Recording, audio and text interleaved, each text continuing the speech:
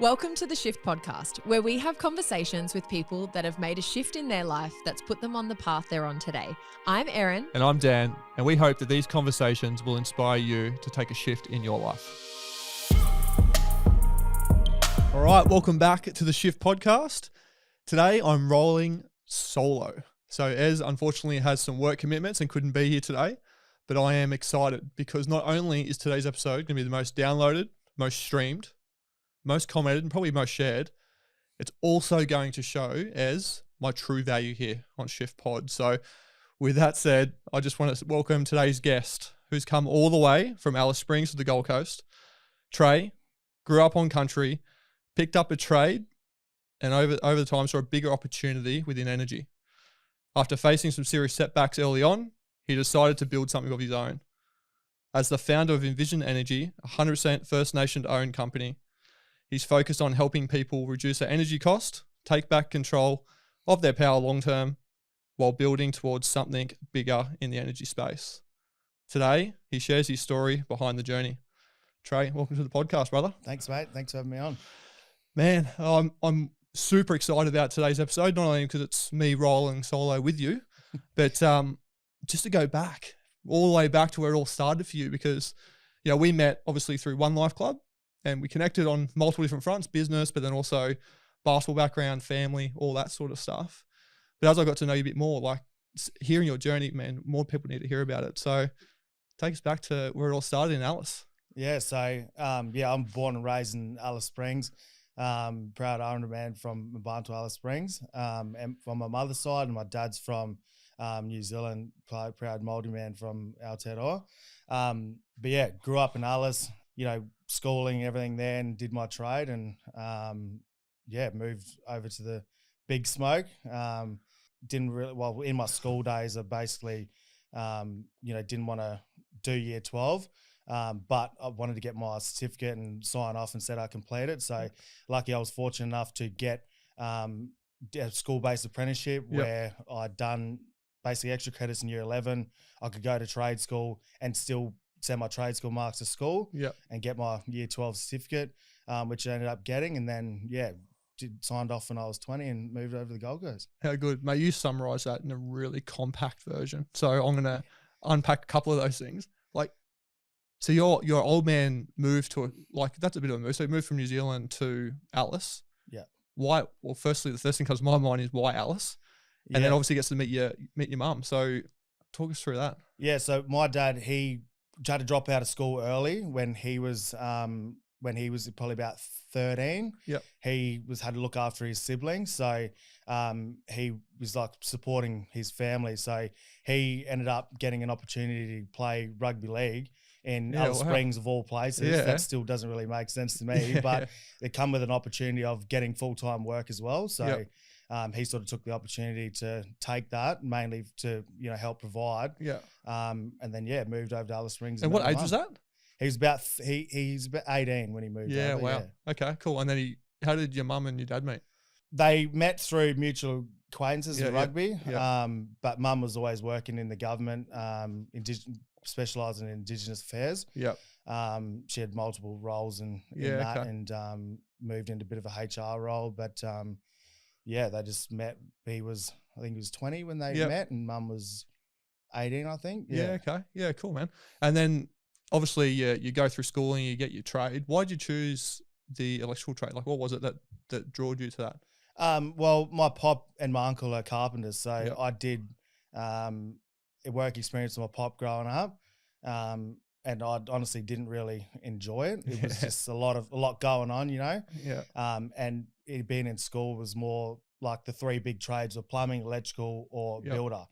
So I knew I didn't want to do carpentry. I didn't want to do plumbing because just didn't want that. Well, I didn't know nothing about electrical. So I thought, well, let's give it a crack.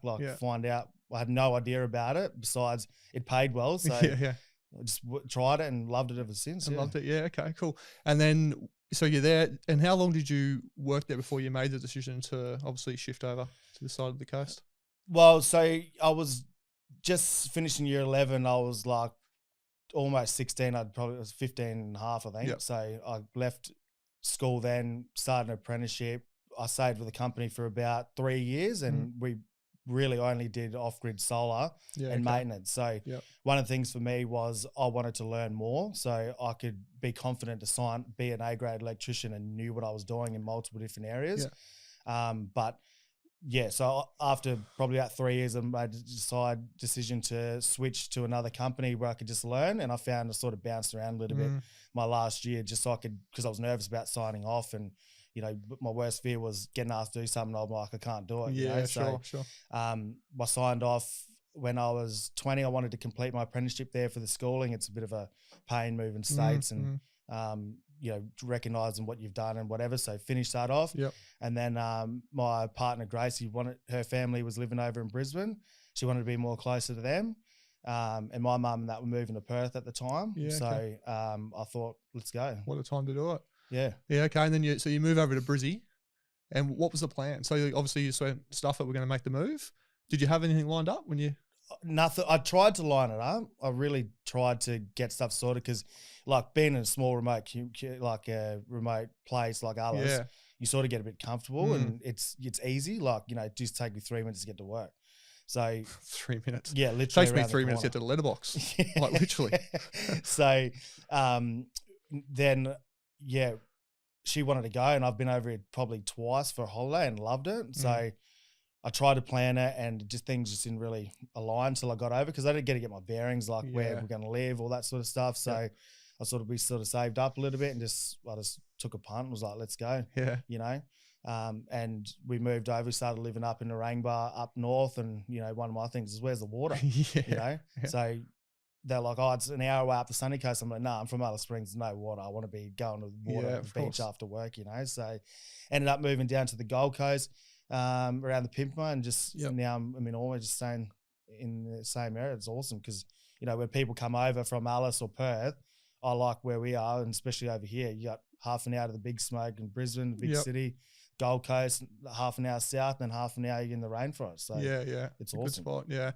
So talk me through the career journey. So when you came across, what was the first gig you got, and then how did it get to where you are now in Envision?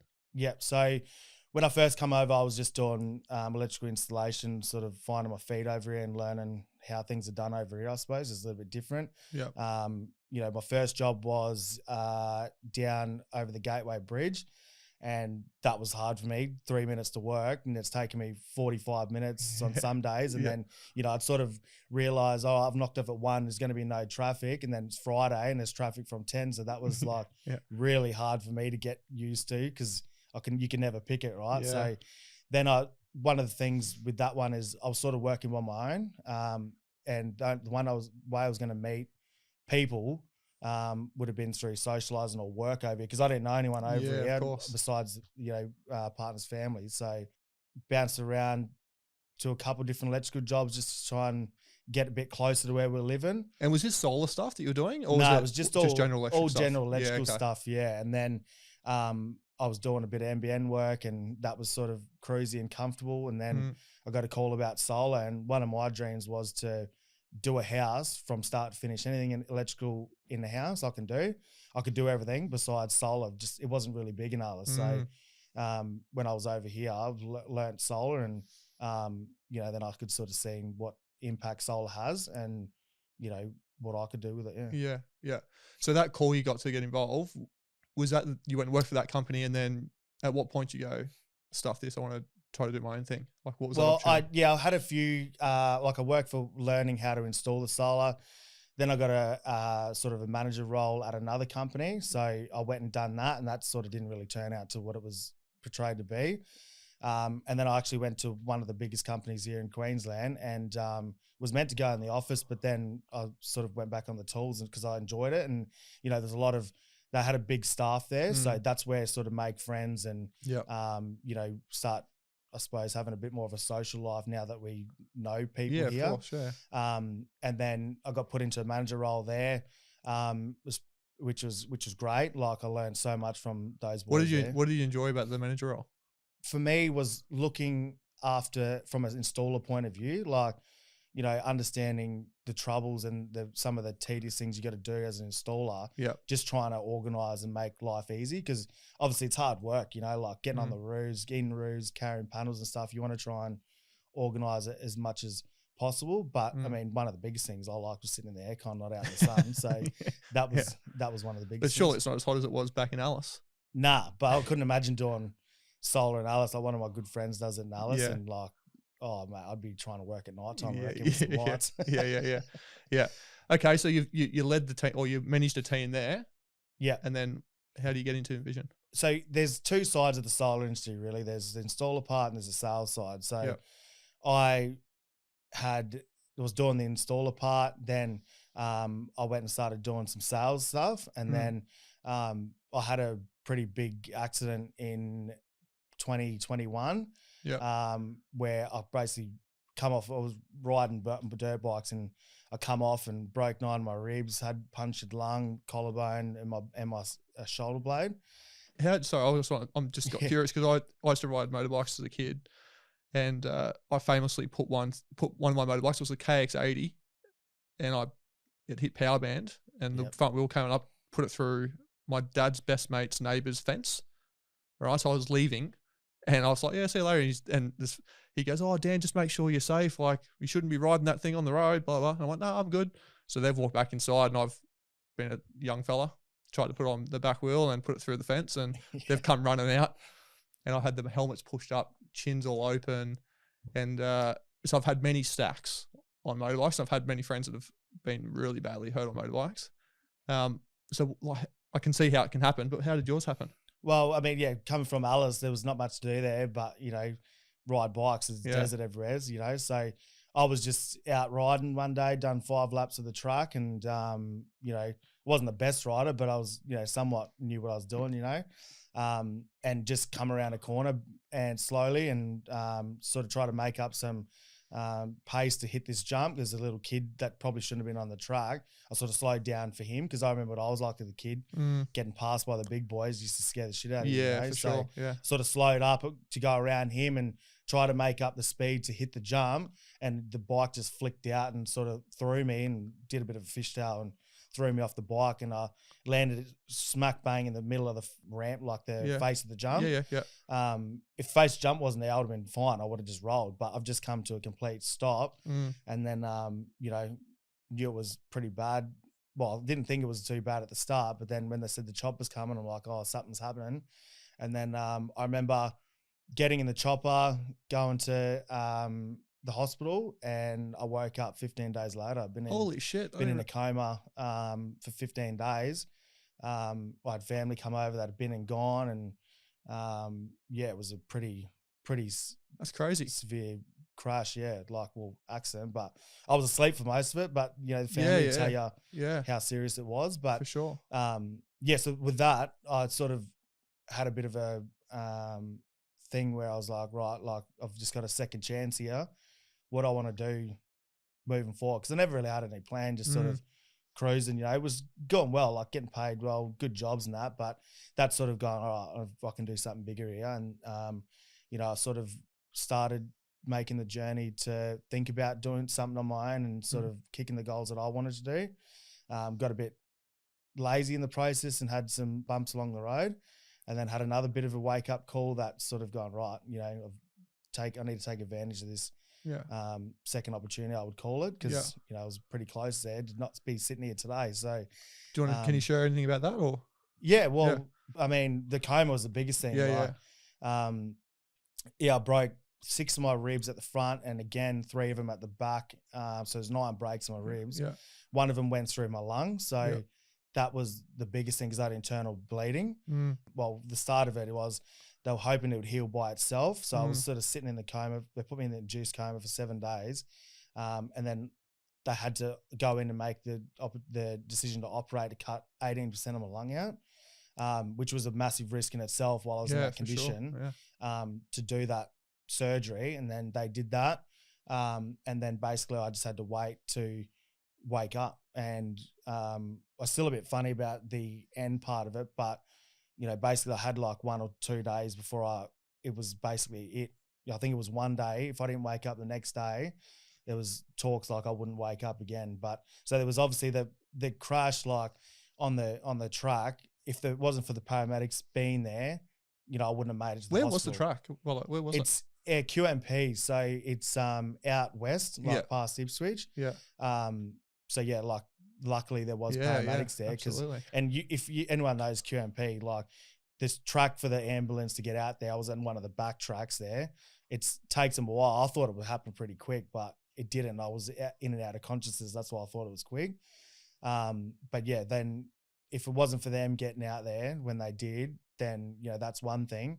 And then obviously making it through the surgery, that was the second thing. And then waking up. So my daughter was 6 months at the time.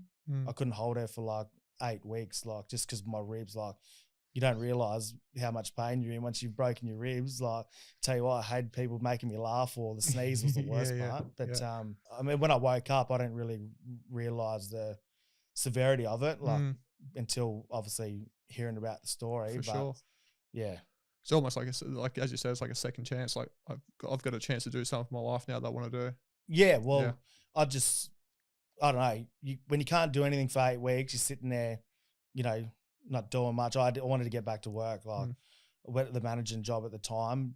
They would like, take your time. And I was like, nah, I've got to come back to work to do something, get my mind out of it. Cause, you know, going back and like, maybe I shouldn't have slowed down for the kid or this and that. And I just like to keep busy, you know? So that was a real thing for me. And I sort of didn't hold myself accountable to doing what I said I would do after it. And then, made some mistakes, and that was like, right, it's time now. You know? Yeah. And then you finally make that decision for yourself to say it's time. What is that? Because at this stage, we've had experience in electrical, obviously, but you've had no experience in business, like running a business yourself. Yeah. So what did that look like for you to even get started? Well, I mean, from the install side, but managing the install side, I learned a lot of things from the guys there. Like one of them, you know, probably you wouldn't know this, but I treat him as like one of my biggest mentors in business, because he taught me a lot. And then went over to the sales side, figured out the second side of the game, and then I just thought, you know what, I'll go and give it a crack on my own. And because like coming from Alice, you see out in communities where I used to work doing the off-grid stuff, they've got prepaid power, so it's literally like, you know, it's like a phone bill. So you've got a meter, you go to the local store, get a power card, say it's $50, put it in, that's your power. Oh, really? Yeah. Okay. So, and like public holidays, if you don't plan in advance, you've run out of power, you know, you run out of credits, you go to the shop, it's shut, you can't do anything. Yeah, like, wow, I didn't know that. Power. Yeah, okay. So, you know, that was one of my goals when I started thinking about business is, you know, I can try and make an impact on in that area. Yeah. Because I knew like it was good helping people, like saving their power bills, but for me, I wanted to make life changes and generational changes just from my background. Of course. And like, you know, I get a kick out of helping people, you know, because for me, you know, as I said, I didn't know anything about business, but I just backed myself. I knew what I was doing. Yeah. In terms of getting the work, but I just backed myself, really learned along the way. Yeah. So now I'm keen to see, how does someone that's got all the hands-on experience, now you got the sales experience, you want to make the impact, then you create a business, because it's not the easiest thing to do. Like, yeah, you can go out and you can register a business, but you've got to start the business, you've got to get the brand behind it, you've got to find customers that are willing to pay you for your services, you've got to get a team around you, especially if you've got the sales and the install side of it. So what does that journey look like for you? So you've now made that decision, you're going to go do your own thing. Where'd you start? Good question. Where did I start? I just got on the phone, really. Yeah. I just got on the phone and started ringing around and, you know, trying to provide a site. We started off just contracting with like contacts I knew in the industry. So obviously I knew sales companies that were looking for installers. So I just used those connections to. So is that what you started on the install front first, like partnering with companies to install? Yeah. So just because one of my things, especially in the Indigenous space, like, you know, there's a huge opportunity for projects in there. And I found at the start, we didn't really get looked at because obviously it was just me. It was small, you know? So what I wanted to do was get a team behind me. So when the opportunity presented itself or was able to get it, I was ready to go. Yeah, of course. Because it's, as you know, like it's timing. So I didn't want to get an opportunity and say I couldn't deliver on it, because then I probably wouldn't get another one. So we started in the install space, just doing work for sales companies who were selling. They weren't Sparkies, so they just needed installers as like a subcontractor thing. Built up a team of like, it was 15 guys. Yeah, okay. And then, so then we started doing it all in-house basically to try and, the bigger projects present itself. We had the team to do it. Had the team to do it, yeah. Yeah. And how long ago was that you started? I started at the end of 24. Yeah, okay, cool. And then, so the journey you're on now, you got a bit of a change now, right? So you've gone more into the sales side of it. Yeah. Yeah. And I'm keen to know, because obviously there's a lot of companies out there that would love to partner with, companies like yours, or 100%, First Nations owned companies. What does that look like for you? So when you're out there and you're winning jobs, and you're not doing as much the install now, is that right? Or are you still doing the installs as well? I'm not doing the installs anymore, no. So basically I just focus, because, we grew pretty quick. Yeah. And, again, lessons I've learned along the way I didn't know prior, but I was just going for it, and it was working. But then I sort of lost track of my values and what I wanted to do, my goal and mission in business. Yeah. And I just had to take a bit of a step back, because I couldn't manage that many people and, have that much going on. I couldn't focus on, the better things I wanted to do. Or the growth of the company, I should say. Yeah. We're trying to work on the business, not in the business. So I sort of stepped away, and now just focus on purely making connections and the sales, I suppose, for it. Yeah. So I can try and, I suppose, get into the space that I want to be in. Yeah. Which is what I'm excited to talk about. So you've started to make some inroads now. Now you've made that decision, you got more aligned to what's important to you. What does that new roadmap look like for you? So you've got some, can you talk about some of the businesses that you're doing some work with? Yeah. So at the moment, we've basically working with Bunnings at the moment, which is massive, dude. You should be so proud of getting a client like that on your books. Well, it's the way it works is basically there's a product called Power Bay. I've been working with them guys for years, and they're really great people, and the opportunity to present itself to they've sold all their products to Bunnings, and basically we need to install it. So I've basically been brought on as a installer for it. So basically, if you walk into Bunnings in Brisbane and Gold Coast, you inquire about their product, they'll reach out to you, and then they refer you to me to basically design a system and install it. So things like that is a massive opportunity. So how do you now partner with people? Because obviously you're not doing the installing as much now, right? So are you partnering with other companies now to do those installations? Yeah. Now I'm partnering with other companies to do the installations. Yeah. And how are you finding, because I'm assuming you're probably wanting to support 100% Aboriginal owned or Indigenous owned businesses as part of that. Yeah. How's that process going? Have you found businesses out there you can partner with? I have, yeah. But I've got the install side that I'm not a part of anymore, but there's still the installers here in Brisbane, because we still work together. We're not in a partnership. We're in a company partnership, I suppose, like a subcontract agreement. Sure. One of my goals at the start was to train youth and to provide pathways for youth for a brighter future, just through the renewable trade, just like I was given and I done. But I've sort of realised, like, I don't know, my values have changed, I suppose. So it's not really focusing on the employing, because I'm just not at that stage of my life anymore where I'm on the tools. I can't make that impact that I wanted to make unless I was on the tools working with them every day. Yeah. So now I've grown business-wise. It's sort of, I've wanted to start collaborating with Indigenous businesses as much as I can. It's funny because growing up, I didn't really realise or didn't know there was that many businesses, and I've learned more about Indigenous culture, my culture, more than ever since I've been in business now. Like, I remember one of my first events, going to the event, there was like a trade show for Indigenous businesses. I could not believe how many businesses were out there that it blew my mind, honestly. Like, coming from what do you mean? Like trying to help, or like, what do you mean? Or just how many businesses in general there are?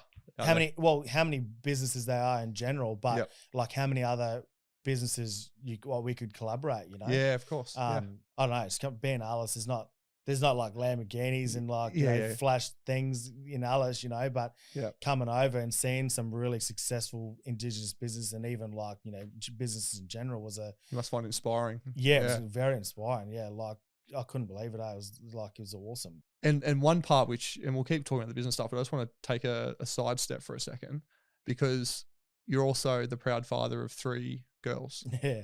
Talk me through that, because obviously when I did my research before today, it's clear to anyone that just wants to research you that you love your kids. It's a big part, and your wife, obviously, it's a big part of your life. Like what does that mean to you to be that role model, that father that they can look up to? And my childhood growing up, I pretty much had a single mum. So my dad was in and out, and I grew up with a single mum. So I take great pride in me being a father and being there for them no matter what, you know. So that was a big thing for me, just trying to always be there for them, and provide something that I never had.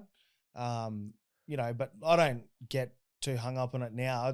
I wouldn't change it, because I wouldn't be the person I am today without obviously that and all the experience I've had. So the kids, it's funny because I always wanted a boy first. Always wanted a boy, because like going to school, you know, me being, you know, young, we'd never mess with the girls that had bigger brothers, you know, it's just the way it was, you know, you get it touched up or something. When I found out first that I had a girl, I was, honestly, it's probably bad to say, but I was a bit devastated. But I tell you what, it was the best thing ever, because I think having a girl is first changes you in ways you don't really realize. Because obviously, you know, I've got a little girl on the way, but I've got Jet, my son, who's 3. Yep. And all the girl daddies that are out there that I know, that are either close to me or friends of friends, they all say, Dan, you got no idea. When this girl comes along, it's gonna change you a lot. I don't know. You've got it. I think of it like you got the boys are sort of mummy's boys, then, you know, daddy's girl and stuff. But I don't know. For me, I've got with my kids, like you've got that other connection. I don't know. It's more like you just feel like you got to protect them a little bit more. With the boy, he's all right, you know. Stop crying, sort it out. With the girl, you're like a bit nurturing and go the extra mile. But so kept trying for a boy. I got 3 girls now, so I have to go one more. Oh, you are going to go one more? Yeah, go one more. The next one, like, you know, you hear all the wives' tales and everything. So I want to have a proper crack at having a boy this time, because I'm one of the only, there's Tawhai boys that are like here. So, you know, a lot of, in my family, I've got myself and my cousin who are the only ones who have the last name Tawhai. So for it to pass on, you need to do your job, mate. Need to have a boy. Otherwise, you know, I'll be chatting to my oldest daughter, Kendall. She better keep her last name. And so there's a few things that come with going for the next one. You either get another girl, and then I'm here for support, mate, if you need that chat. The next thing is that you also got to upgrade your car. Yep. Because you now go from like whatever to a Tarago or a minivan or something. Nah, so I refuse to do it, I refuse to do the van. Yeah. Refuse to do it. So, but yeah, I've got to upgrade the car. Everyone always says, what if you have another girl? I'm like, just don't put it out there. Yeah. Just don't talk about it. Just can you give me a chance. Give me a chance. Yeah. You know? Even though you've had 3 chances. We wanted 3 kids. But once the last one was a girl, we're like thinking, maybe we go again. Partner Gracie wants a boy too, you know. So then I started liking the idea of having a full dining table. You know, for me, I'm the oldest, but my sister's 10 years difference to me. Yeah. And then I've got another sister, she's 21 years different to me. So, you know, I didn't really grow up with siblings. So I sort of like the idea now. You have a big family. Yeah. How good. Well, that's inspirational, mate, because I just think about how do you get the balance right? So one of the things that you don't obviously, this is one of the things that I try to coach my clients on is making sure that they put that family time and their own time in their calendar first, so they can kind of build around it. Not always that easy, especially when you run a business. Yeah. So how do you, obviously a big support at home with your wife, but how do you manage it? I would say, you know, Gracie's just built to be a mum, to be honest. I'm extremely lucky to have her, because I can't do the things that I do without her, you know, because she looks after the kids and does everything. So I'm a bit more conscious to it now, but at the start we'll just all go, you know, as you are, but you obviously learn and experience, like, you know, from people like yourself, like you make you think about trying to really prioritize that time. Like, now we used to use a diary, but now with, technology, I feel like diary is a bit outdated. So I never really had my schedule down properly, which I always did in a diary. But, one thing you've taught me is I've started now doing every day calendar event for everything and try and, do those times, like not just business during the week, like weekends as well. I've started doing, prioritizing what we're doing with the kids and stuff. So it just holds you a bit more accountable, I feel, as you know. For sure. I got to tell you a funny story. So the first time, have you ever asked your wife to send you a calendar invite for time in your calendar? Yeah, I have. It probably didn't go well for you, but the reason I asked the question is it didn't go well for me. When I first asked Marky to send me a calendar invite for her to have a catch up with me, first thing she said was, "I'm your fucking wife. I shouldn't have to send you a calendar invite." And then the next thing I said was that if you don't send me one, it's not my calendar. And then some other person books time over that, and then you don't get time with me. Yeah. Because I live and breathe the calendar. Yeah. But that has two risks. One is that you've got to have that conversation first and foremost. Second thing is that if they put stuff in your calendar and then you bump them, look out. Yeah. Right? Because they're like, I fucking put that in your calendar. I know I did. You accepted it. And now you're going back on it. So the reason I say that is because I live and breathe the calendar. My wife now, like, she won't even talk to me. She'll just send me a calendar invite for stuff like, whether it's something to do with Jet, or it could be that she's going out with the girlfriends, or, there's an event coming up. She doesn't call me or text me anymore. It's like, just sends me a calendar invite. Yeah, I might pass that on to Gracie because she tells me things, and I'm sometimes listen. But like, for example, tomorrow she's going to Machine Gun Kelly concert. Oh, yeah? So she made me put in my calendar from 12 o'clock. I'm unavailable, so I've got to go and pick up the kids and whatever, so she can get ready and look after my youngest daughter Alia, who's she's about 8 months, I think.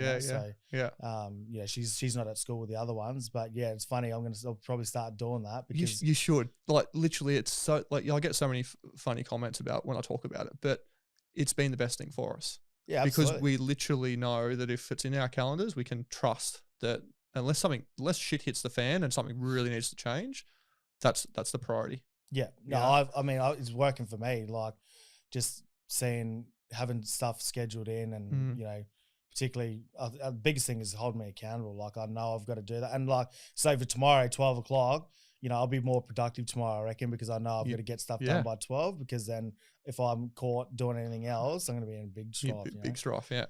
So mate, that's the family piece, but now I want to move on to like what's next. Like, what does this roadmap look like for you now with your company, like in your business? Like, what is the impact that you want to make now? I really want to be the biggest Indigenous-owned company in renewables in Australia, to be honest. That's my big goals, right? But why is that? Like, I'd love to get to understand the why, because I think when people understand why you want to do it, and it's not about driving Lamborghinis and Ferraris and doing this sort of shit, it's about whatever it is for you, and I'll let you talk through that. But it's like, I think it's really important because people can connect to that. Just for me, like, coming from where I'm from, like, solar, like, we do everything, but solar is a predominant thing. I see how it helps people, and I just know, like, I want to make my impact on my community, where, like, for housing and stuff, like, see people, like, for example, like, I've walked into places through my apprenticeship where they've got no power, their light's not on, they've got to light a candle to see. Like, if they had renewables, they wouldn't have that problem, So biggest thing, I suppose, for me moving forward is I want to make a generational change, I suppose, and have a real impact on, people as much as I can through the renewables trade, but also, a bit of a mentor for people who, are from small towns that, might not be exposed to things and think they can't do it. Just be sort of living proof you can, I suppose. Yeah, absolutely. And so these regional, because it blew my mind when you said you literally use power like a bloody a prepaid card like that. That's blown my mind. Is there active plans out there through companies currently to fix that? Because that seems like fucking dinosaur age. There is, from what I understand, but like, I'm still learning, getting into that space, because I'm still early in my business journey, so I'm learning what I've got ideas in my head and ideas that how to fix it, but I don't understand the political stuff and the putting it all together. It sounds like a great idea, you know, to how to fix it, but whether that's practical and execute it, you know, execute it and all the, you know, hoops you got to jump through to make it happen. I'm still learning that stuff. So, but there are companies out there that are trying to fix it, and I haven't, but I've sort of found that, you know, I hear a lot of talking and I don't really see much action, which something I just can't get involved with because I want to get in there and get shit done. I don't want to sit there and talk about it and this opportunity, whatever. Like, just fucking let's go. You know? Get in there and do it. Get in there and do it. So, but there are a lot of companies that are doing a lot of good things in that space. But like, it's just I'm still learning about that. Yeah. And for anyone that's listening that might have connections into communities or into might have an Indigenous background or might have some youth that might not be on the right path, they need to get on a better path. Like, what would be some of the advice? Because obviously you've come from a very small town in Alice, gone through your own challenges, and it landed here today with me, obviously with a business that's making a real impact. What any advice you can give to those potential kids that just need a bit of a pep in their step to do something different? Yeah, I mean, I would just say have a go at it. You know, as long as you're surrounded by the right people and have a good, you know, network around you, you'll be surprised on how much is actually possible. Like, when you're talking about, like, when I went to my first event and seeing how many Indigenous businesses there, that inspired me to go, I've made the right decision. Yeah. And when you see that, gives you a bit of a charge up to let's go. But yeah, just, you're not going to have all the answers at the start, but you're never going to find out. Like the Kobe Bryant quote, you misses 100% of the free throws you don't take. Yeah. It's similar to what I would say, just go for it. Yeah. And one of my things was like, if it doesn't work out, I'll just go back to do what I'm doing. Yeah. You know? Yeah, true. Well, one of the things that I think is a real challenge, and it's not just in the Indigenous community, it's across all communities, but it's the people you surround yourself with. And I think there are some people that start well behind the start line versus others. Yeah. How do you get out of those sort of circles where you know it's a bad influence? You know you're not going to go anywhere if you keep yourself in that environment. How do you get out of it? It's a good question. I mean, for myself, it would be making mistakes, like, you know, going through those experiences and making mistakes and learning from them, you know, and then I wanted it. You know, you as I said, you can have support and a good network, but you also got to want it. You got to go for it. You know, there's no point being half-assed in it because it's not going to work out. But I would just say, honestly, just back yourself. Yeah. Back yourself. Ask questions. You know. Yeah. If they're dumb questions, they're probably not. I used to think that all the time. Like, I don't ask a dumb question, but you know, that's how you find out. And there's probably 10 other people in that same area that want to ask the same question. Yeah, just exactly. Just don't have the guts to ask the question. Yeah, like, you know, funny story. When I got into sales, you know, I was just talking too much because I'm talking about like how it's wired and everything. Yeah. And people don't understand that. And I'd sort of take a step back to go, you know, I need to simplify this a bit. On salespeople, I love that about most salespeople love hearing the sound of their own voice. Now, I grew up in sales and marketing. That was my background. And I tell you, when you start leading salespeople, what you realize is that the best salespeople are the ones that talk the less. Yeah. Or talk the least. So they listen more, they ask really good questions, and they don't fucking talk that much. Yeah. But when you're in sales, you feel like you got to convince someone. Got to convince them. But that's why, like, I'd never had any sales experience, but I knew my shit. I knew what I was talking about. You know? So, but I'd say, like, don't have all the tricks of the sales as they teach you, but obviously I've learned them along the way. But you know, for me, it just comes natural because I'm a sparky. I know what I'm talking about. Yeah. And people get that sense of, you know, I suppose confidence because you know I can diagnose everything that they're asking. Of course, because I've done it. You've done it. Yeah. Mate, before we wrap up, I just wanted to. Is there any? So, if anyone's listened to this that wants to get in touch with you, or they might have a business that can do some work with you or collaborate, what's the best way for them to get in touch with you? Yeah, well, obviously my website's there, all the contact details on there. Yeah, which is what's your website? Envisionenergy.com.au. Yep. We're doing a bit more on socials now, thanks to Gracie. Yeah. We've never really done much of it, but now, you know. So not only have you got her looking after 3 girls, you've now got to do on your social media. Yep, she's handling all the social media now. So Jeez, it's good. I got a laptop for Christmas, and it was sort of a hidden agenda behind it. Which that's she almost knows like now. buying an ironing board for your wife. It's very similar. Well, she needs it too. Like she enjoys the content. Yeah, I bet and having a break away having from a the break kids. away Yeah. from the kids. Yeah, So makes sense. she enjoys it, which it gives her something to do away from the kids. So Yeah. that's really, really good. Awesome, man. Yeah. I'm really appreciative that you wanted to come on, and when I reached out and you said, absolutely, mate, I'd love to come on after a few little nudges, I was super pumped. So thanks, bro, for coming on, and I wish you all the best, man, in the years to come, brother. Awesome. Thanks for having me on. Cheers, man. Thanks for joining us for this episode. And please remember, this episode needs to be the #1 liked, shared, commented, downloaded, whatever you would like, episode on Shift, just to really show Ez that the most valuable host is me, Dan. So with that said, if you haven't already, please like, share, subscribe, do all those fun stuff for us, and we appreciate it. We'll see you next week.